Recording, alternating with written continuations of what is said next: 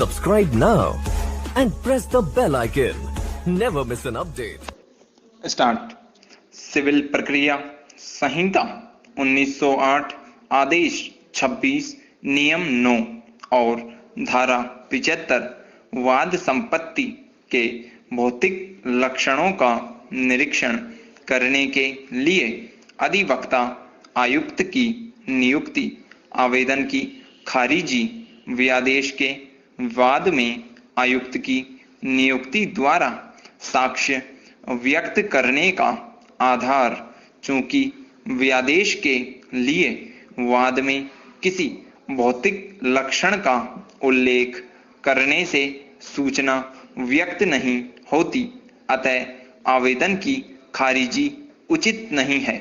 यह पुनरीक्षण आवेदन सूचना जारी करने के आदेश से पूर्व से और ग्रहण किए जाने के प्रक्रम पर सूचना का आदेश किए जाने के पूर्व से अर्थात 2010 से लंबित है। आवेदक ने व्यादेश के लिए फाइल किए गए वाद में वाद पत्र की अनुसूची में उल्लिखित संपत्ति के भौतिक लक्षणों का उल्लेख करने के लिए स्थानीय निरीक्षण हेतु अधिवक्ता आयुक्त की नियुक्ति के लिए सिविल प्रक्रिया संहिता के आदेश 26 नियम 9 के अधीन 2010 का अंतरिम आवेदन संख्या 964 फाइल किया था और निचले न्यायालय के समक्ष विरोध करने पर आवेदन तारीख 8 जुलाई 2010 को खारिज कर दिया गया, जिसे इस पुनरीक्षण में आक्षेपित किया गया है। पुनरीक्षण आवेदन में तदनुसार आदेश पारित करते हुए निचले न्यायालय का आक्षेपित खारिजी आदेश गलत प्रभाव के अधीन खारिज किया गया है तथा सिविल प्रक्रिया संहिता के आदेश 26 नियम 9 और धारा 75 का समुचित रूप से परिशीलन किए बिना खारिज किया गया है।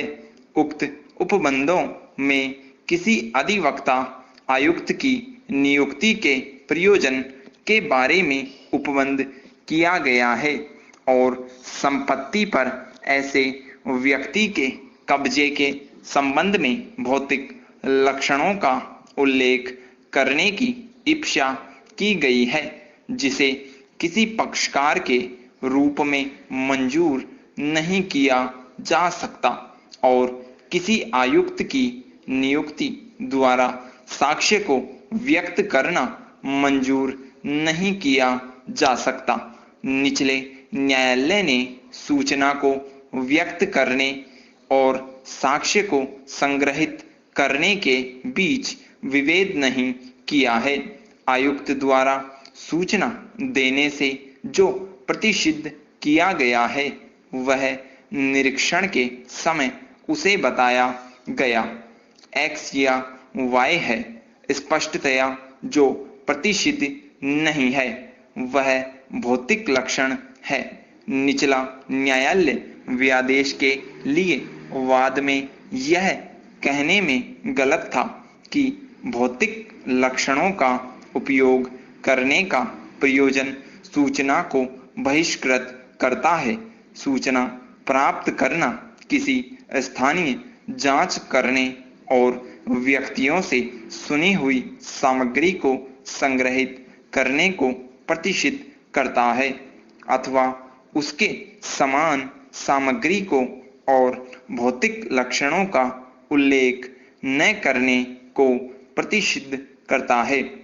उपयुक्त को दृष्टिगत करते हुए पुनरीक्षण में और वह भी दूसरे पक्ष की अनुपस्थिति में कोई आदेश पारित करने के बजाय और इस प्रक्रम पर मामले को आगे लंबित रखने के बजाय, जबकि सूचना संबंधी आदेश को 7 वर्ष गुजर चुके हैं, आवेदक को यह स्वतंत्रता दी जाती है कि वह ऊपर निर्दिष्ट विभेद की अपेक्षा करते हुए सुस्थापित अभिव्यक्तियों के निर्देश के साथ विरोध के पश्चात अपने गुण दोष के आधार पर विचार करने के लिए निचले न्यायालय के समक्ष नए सिरे से आवेदन फाइल करें। स्टॉप।